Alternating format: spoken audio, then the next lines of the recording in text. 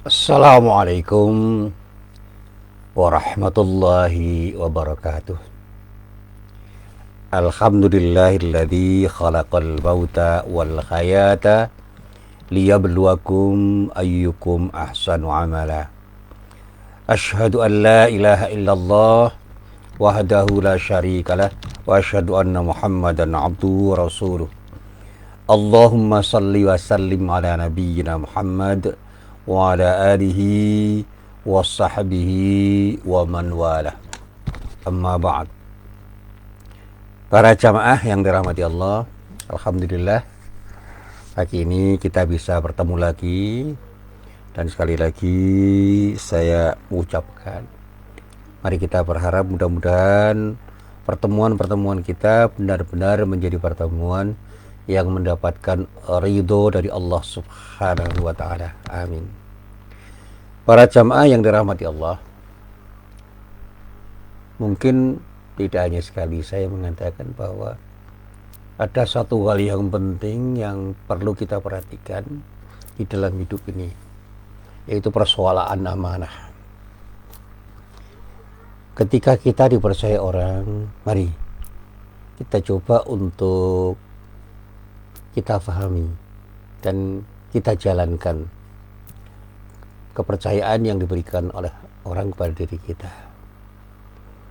Apalagi ketika kepercayaan itu diberikan oleh Allah kepada diri kita, agar diri kita itu menjadi orang yang benar-benar bisa beribadah kepada Allah Subhanahu wa taala dan menjalankan fungsi kekhalifahan kita sebagai seseorang yang pada akhirnya harus mempertanggungjawabkan seluruh perilaku kita di dunia ini, karena kita di dunia ini diminta oleh Allah untuk berbuat kebaikan,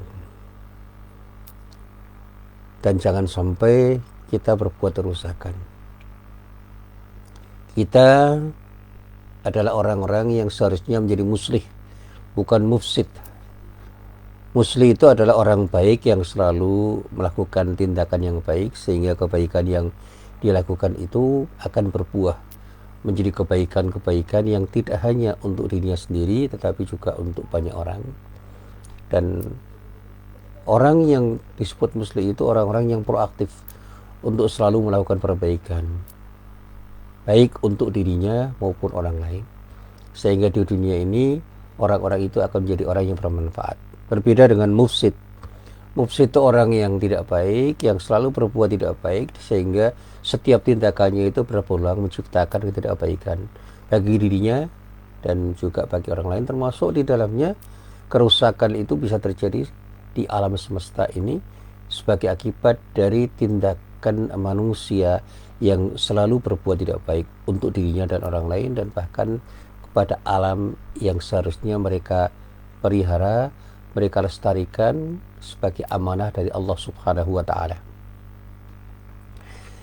Ada satu ayat yang sering kita dengar ketika kita mendengarkan khutbah Jumat, yaitu ayat yang terdapat di dalam surah An-Nisa, tepatnya pada ayat 58. Di dalam ayat itu Allah berfirman, "Innallaha ya'murukum an tu'addul amanati ila ahliya wa idza hakamtum bainan nasi an tahkumu bil adl. Innallaha ni'ma ya'idukum bih. Innallaha kana sami'an basira." Sesungguhnya Allah menyuruhmu menyampaikan amanat kepada yang berhak menerimanya, dan menyuruhmu apabila menetapkan hukum di antara manusia supaya menetapkan dengan seadil-adilnya. Sesungguhnya Allah memberi pengajaran yang sebaik-baiknya kepadamu. Sesungguhnya Allah Maha mendengar lagi Maha melihat.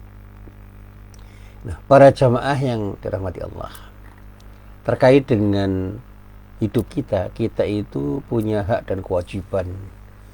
Kita seringkali mendahulukan hak kita dibandingkan kewajiban kita, sehingga kita selalu menuntut hak kita itu kepada semua orang, bahkan kepada Allah dengan doa-doa kita, ya Allah berikanlah aku ini dan itu, dan bahkan minta kepada orang lain untuk memberikan hak-hak kita secara sempurna. Sebaliknya, kita jarang sekali mencoba untuk menilai sejauh mana kita telah memberikan hak-hak orang lain dengan seluruh kewajiban dan tanggung jawab kita untuk memberikannya kepada orang yang berhak. Termasuk di dalamnya hak Allah terhadap diri kita. Ayo, kita coba untuk bertanya, sejauh mana kita telah membangun ketaatan kita pada Allah dengan beribadah, padahal kewajiban kita itu adalah beribadah kepada Allah, dan itu hak Allah untuk disembah. Allah sebagai ilah itu punya hak untuk disembah, dan kita sebagai makhluk Allah punya kewajiban untuk menyembah. Sehingga ketika kita tidak memberikan hak Allah untuk menyembahnya, maka boleh jadi kita akan mendapatkan adab sebagai konsekuensi dari tindakan kita yang tidak memenuhi kewajiban kita untuk memberikan hak Allah. Nah, sekarang ketika kita bicara tentang interaksi kita dengan banyak orang dan alam semesta ini, seberapa mungkin kita ini telah memberikan hak-hak kepada orang lain, kepada alam sekitar kita, sehingga alam sekitar kita dan orang lain itu betul-betul mendapatkan haknya karena kita telah menjalankan kewajiban dan tanggung jawab kita untuk memberikan hak-hak yang mereka miliki. Kadang-kadang kita ini lewat di jalan kemudian merusak tanaman, merusak sesuatu yang ada di jalan dengan tanpa merasa berdosa, dan bahkan dalam interaksi kita dengan orang lain, kita ini kadang-kadang melanggar hak-hak orang lain tanpa kita merasa bahwa kita itu berdosa. Ada satu contoh yang menjadi cerita saya ketika saya itu masuk di sebuah lift. Ada orang yang masuk lift itu ketika itu merokok. Sebelum masuk diingatkan oleh salah seorang bapak, "Mas, rokoknya dimatikan." Dia mengatakan, "Loh, ini hak saya, Pak, jangan begitu. Ketika Anda merokok di dalam lift, maka hak orang lain banyak yang tidak Anda berikan." Kemudian pemuda itu dengan sedikit menggerutu mengatakan, "Ya." Kemudian dia matikan dan dia buang di tong sampah yang disediakan oleh pemilik gedung itu untuk membuang puntung rokok. Ya, bagaimana andai kata dia tetap merokok di dalam lift? Apakah tidak banyak orang yang ada di dalam lift itu merasa tidak nyaman karena asap rokoknya? Demikian juga ketika saya mencoba untuk mengingatkan para perokok ketika merokok di tempat umum, yang di tempat umum itu banyak ibu-ibu yang tidak tahan dengan asap rokok. Dengan sangat congkaknya orang itu mengatakan, "Ya, kalau tidak suka rokok ya jangan di sini, Bu." Saya geleng-geleng kepala. Karena apa? Ketika saya coba mengingatkan agak keras, boleh jadi orang itu akan marah. Tapi saya berpikir, kenapa mereka tidak memiliki kepedulian kepada orang lain, bahwa mereka, orang lain itu adalah orang yang punya hak untuk nyaman, sehingga asap rokok yang dikeluarkan oleh orang itu dari mulutnya itu bisa membuat orang lain tidak nyaman. Semestinya dia segera berpikir untuk memberikan hak kepada orang lain, sebagaimana ketika dia merasa tidak nyaman kalau ada orang lain yang melakukan tindakan yang tidak kita sukai.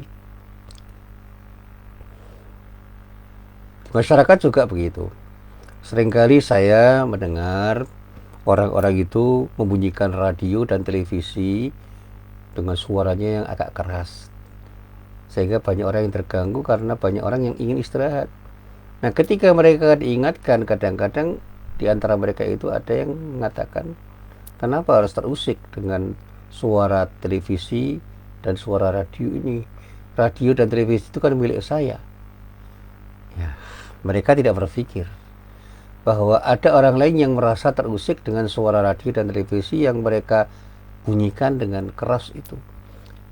Andai kata kita kembali kepada mereka, apakah mereka ketika ingin tenang tidak akan terganggu dengan suara-suara bising yang disuarakan oleh orang lain melalui radio dan televisi mereka? Ini yang mestinya kita renungkan. Nah, para jamaah yang dirahmati Allah, untuk meluas cakupan tentang apa yang ingin saya sampaikan ini, sekarang ini banyak orang yang menginginkan sesuatu yang ketika keinginannya itu ingin dia peroleh, dia membutuhkan orang lain. Salah satunya adalah tahta atau kuasa yang disebut di dalam bahasa Arab dengan al-jah, yang memang selalu diminati bahkan diperebutkan oleh manusia di sepanjang waktu. Alasannya klasik, karena manusia mengira bahwa dengan memiliki kekuasaan, memiliki tahta, ia akan bisa menggapai apa saja yang menjadi keinginannya. Sehingga tidak heran bila daya tarik atau syahwat politik itu begitu tinggi, yang menurut Imam Ghazali syahwat politik itu jauh lebih besar ketimbang syahwat harta. Hal ini menurutnya disebabkan oleh 3 faktor. Ini pernyataan Imam Ghazali yang perlu saya ungkapkan. Yang pertama, tahta atau kuasa itu bisa mendatangkan harta. Dengan tahta atau kuasa manusia bisa menumpuk kekayaan. Tidak demikian sebaliknya. Bahwa diakui untuk mencapai kuasa manusia butuh harta, tetapi tidak setiap orang yang telah menghabiskan begitu banyak harta dengan sendirinya ia akan mendapatkan tahta atau kuasa itu. Jadi money politik itu tidak menjamin kepastian, tapi begitu tahta atau kuasa itu mereka dapatkan, money atau uang itu dengan sangat mudah akan mereka dapatkan. Ini perkiraan atau asumsi yang dibangun banyak orang, yang kadang-kadang menjadi bagian dari keyakinan mereka. Yang kedua, tahta atau kuasa itu menimbulkan efek popularitas yang luar biasa. Begitu seseorang dinobatkan sebagai pejabat misalnya, demikian kata Imam Ghazali, maka seketika itu ia akan menjadi masyhur, menjadi terkenal di seluruh pelosok negeri, yang di dalam dunia modern popularitas semacam itu akan pertama besar bila ia mampu memanfaatkan dukungan media massa yang sekarang ini banyak direkayasa, bukan untuk memberitakan fakta-fakta yang benar dan salah, tetapi justru dipakai untuk menjadi alat membangun opini publik. Karena apa? Karena media massa sudah dikooptasi oleh sejumlah orang dan orang-orang yang punya keinginan untuk berkuasa dan mendapatkan kuasa tahta itu dengan media massa yang dia beli. Yang ketiga, pengaruh kuasa atau tahta itu relatif lebih dalam dan tahan lama. Pada sebagian orang, pengaruh kuasa atau tahta itu bisa menimbulkan loyalitas yang sangat tinggi, bahkan kesetiaan yang dibawa sampai mati. Tidak demikian dengan pengaruh harta, bahwa ketika kita berkuasa mungkin akan mendatangkan para penjilat, dan para penjilat itu bukan terdiri dari orang-orang yang bodoh saja. Banyak orang yang pintar, orang yang berilmu bisa menjadi penjilat karena mereka ingin mendapatkan kue kekuasaan dari orang-orang yang berkuasa. Yang sekarang ini bisa kita lihat, intelektual partisan yang seperti rupa menjadi orang yang mendukung kekuasaan orang-orang tertentu, yang dia dengan sengaja berbohong untuk mendapatkan kue kekuasaan atau minimal mendapatkan tetesan yang bermakna bagi dirinya ketika mendukung orang-orang yang punya tahta atau kuasa, sehingga mereka rela untuk menjadi para penjilat. Dan inilah kerja para buzzer yang seringkali juga dilakukan oleh para intelektual yang seharusnya tidak melakukan kegiatan seperti itu. Bahkan ada seorang sahabat saya yang dengan agak sinis mengatakan, jangan-jangan lembaga survei itu memang didirikan oleh orang untuk mendapatkan kue kekuasaan atau bagian dari manfaat dari kekuasaan yang mereka dekati. Sehingga banyak lembaga survei yang dibayar, diperjualbelikan untuk mendapatkan sesuatu dari para penguasa dengan berbagai macam caranya. Para pekerja di lembaga survei itu berbuat sesuatu untuk mendukung tahta dan kuasa dari orang-orang yang punya tahta dan kuasa itu. Para jamaah yang dirahmati Allah, sekali lagi, tahta atau kuasa itu dikatakan sebagai sesuatu yang secara alamiah digandrungi oleh manusia, dan tentu bukanlah sesuatu yang dilarang oleh agama. Artinya apa? Islam misalnya itu tidak melarang orang mendapatkan tahta atau kuasa. Setiap orang, kata Imam Ghazali, boleh mendapatkannya asalkan dengan cara yang baik, dengan cara yang halal, dan dipergunakan untuk kebaikan. Artinya apa?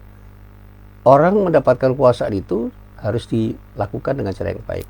Dan ketika dapat kekuasaan atau kuasa, harus dipergunakan untuk kebaikan-kebaikan juga. Sehingga kalau saya katakan dalam bahasa saya, politik itu harus ada. Dan bagaimana orang berpolitik? itu seharusnya menjadikan dirinya lebih arif, lebih bijak. Karena apa? Setiap orang ingin mendapatkan sesuatu dengan cara yang baik, dan pada saatnya ketika mendapatkan sesuatu yang baik, dia akan menggunakan sesuatu yang baik itu untuk kebaikan pula. Saya masih ingat salah seorang guru saya di dalam ilmu politik mengatakan, berpolitik itu menjadi kewajiban, karena ketika kita ingin meraih sesuatu dan kemudian melakukan sesuatu untuk meraihnya, itulah yang namanya berpolitik. Untuk kepentingan apa? Kepentingan pribadi, kepentingan keluarga, kepentingan masyarakat, kepentingan agama pun itu begitu juga. Rasulullah pun berpolitik, tetapi politik yang dimaknai sebagai sesuatu yang baik. Bagaimana orang itu melakukan tindakan atau upaya untuk meraih sesuatu dengan cara yang tepat dan sebaik-baiknya untuk mendapatkan sesuatu yang pada akhirnya akan menjadikan dirinya menjadi orang yang bisa melakukan sesuatu demi kebaikan dirinya dan orang banyak. Dan disinilah sebenarnya politik itu menjadi sesuatu yang indah ketika dimaknai dengan pemaknaan yang benar. Sekali lagi, Imam Ghazali mengatakan, orang boleh mendapatkan kekuasaan atau tahta asalkan dia dapatkan dengan cara yang baik, dengan cara yang halal, dan dipergunakan untuk kebaikan pula. Dalam hal ini menurut beliau ada dua hal yang perlu diperhatikan. Imam Ghazali mengatakan ada dua hal yang perlu diperhatikan dalam persoalan bagaimana orang itu mendapatkan tahta atau kekuasaan. Yang pertama, kita tidak boleh mendapatkan tahta atau kekuasaan dengan cara yang tidak halal, seperti menipu, berbuat curang, atau menunjukkan kualitas tertentu termasuk kualitas keberagamaan dengan berpura-pura menjadi orang saleh. Ini persoalan pencitraan. Perbuatan ini dinilai Imam Ghazali sebagai kejahatan besar atau jarimah terhadap agama. Karena apa? Seringkali agama dipakai sebagai simbol-simbol untuk mendapatkan simpati dari orang, sehingga orang dikatakan telah menjual agama untuk kepentingan politik. Ini tindakan yang menurut Imam Ghazali sebagai jarimah atau kejahatan besar terhadap agama.